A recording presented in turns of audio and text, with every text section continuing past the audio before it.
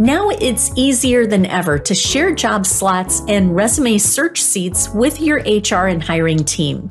On the team members page, click Assign Job Slots, then Manage Job Slot Assignments. At the top, you will see the number of active slots and also the number of slots in the shared pool. Remember, only unassigned slots can be assigned to another team member. To assign a job slot, simply click the plus symbol next to the team member's name. To remove a job slot from a team member, click the minus symbol next to their name.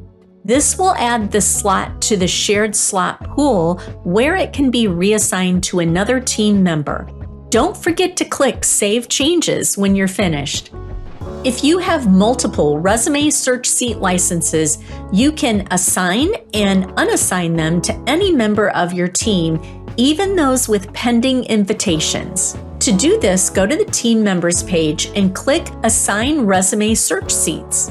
Simply check the box next to the team member's name you wish to assign or unassign seats to, and then click Save Changes.